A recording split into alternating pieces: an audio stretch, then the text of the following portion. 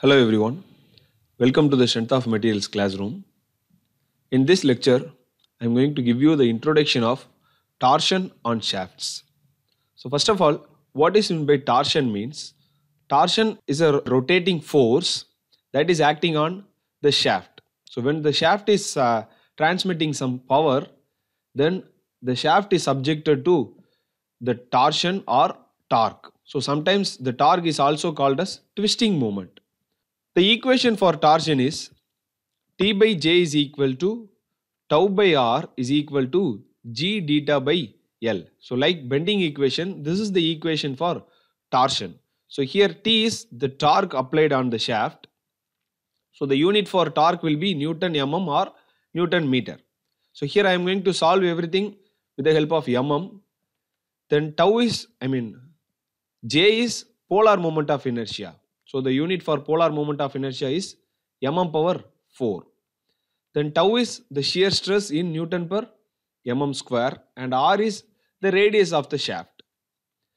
Here G is the modulus of rigidity or otherwise the shear modulus. The second modulus, that is shear modulus. Then theta is the angle of twist. So here you can see the image. The length of the shaft is considered as L. So here a torque is applied. So when the twisting moment is applied, then the shaft will twist to an angle of theta. So when we are applying a force in this direction, then twisting will occur and the shaft is twisted to an angle of theta. So this theta is called as angle of twist. So in the problem, when you are substituting the value of theta, you have to substitute in radian. Then L is the length of the shaft. Okay, so this is the torque equation. So the design of shafts are based on two things. One is strength and the another one is rigidity.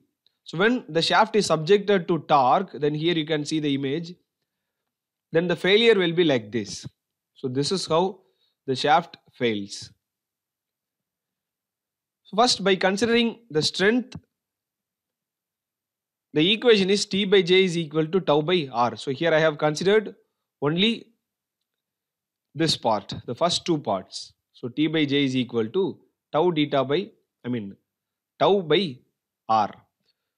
So for a solid shaft, the torque transmitting capacity is T is equal to, I am going to write this equation, tau divided by R into J. So here, as I told you earlier, J is the polar moment of inertia, and for a circular shaft of solid cross section with diameter D, we know that J is equal to pi by 32 d power 4. This is the polar moment of inertia equation for a solid circular section. So now I am going to substitute it. So it is tau into R is the radius, so I am going to write it like this, d divided by 2 into the equation for J is pi by 32 d power 4. So 2, 32, it is 16 and d became d cube. So the final torque equation for a solid shaft is pi by 16 tau into d cube. So this is the equation for the torque transmitting capacity of a solid shaft. So here T is the torque, tau is the shear stress of the shaft material, d is the diameter of the shaft. In case of a hollow shaft, then the outer diameter I am going to consider it as dO and the inner diameter I am going to consider it as di. So I am going to write the same equation, that is T is equal to tau by R into J. So T is equal to tau by R into J. And for a hollow shaft with dO and di, then the polar moment of inertia is pi by 32 outer diameter power 4 minus inner diameter power 4. Okay, so I am going to substitute it. It is tau into radius is 2 by d, diameter divided by 2. Then J is pi by 32 outer diameter power 4 minus inner diameter power 4. So here the radius is the outer radius. So here d is the outer diameter. That is very important. Further, if I solve this, then t is equal to 2, it is 16. So it is pi by 16 tau into outer diameter power 4 minus inner diameter power 4 divided by outer diameter. So this is the equation for torque transmitting capacity of a hollow shaft with DO outer diameter and DI inner diameter. Now the second method is based on rigidity. So when you consider the rigidity, I have considered T by J and G theta by L, because theta is the angle of twist and G is the rigidity modulus. That is why the design is called as based on rigidity.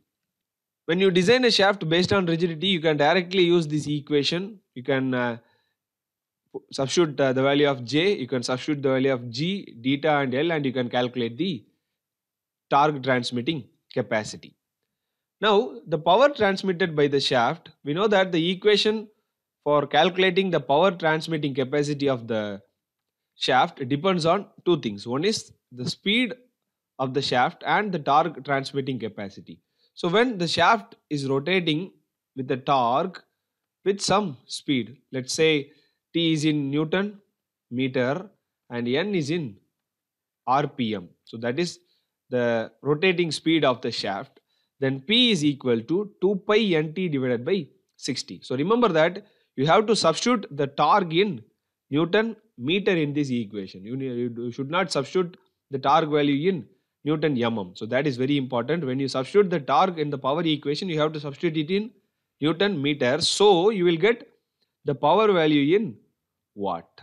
So that is very important. Keep this in your mind while solving the problems.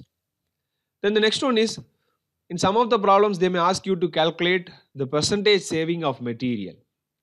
Okay. So here the percentage saving of material equation is weight of the solid shaft minus weight of the hollow shaft divided by weight of the solid shaft into 100. Because the hollow shafts will transmit more torque, but the weight of the hollow shafts will be very low. Okay, that is why we are calculating the percentage saving of the material. So here Ws is the weight of the solid shaft, Wh is the weight of the hollow shaft. And we know that to calculate weight, the equation is area into length into density. So actually this area into length will give you the volume, and by multiplying the density with the volume you will get the weight. And for circular cross section, the area is pi by 4 d square L into rho.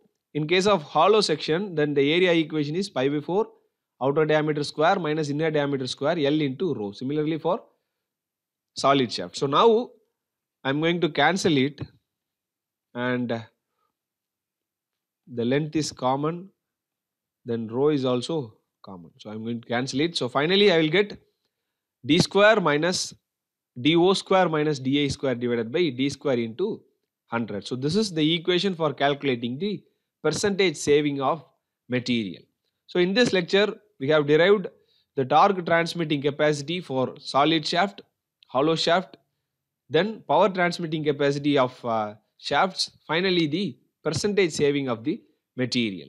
In the next lecture we will solve a few problems on that, so that you will get a better understanding about the design of shafts.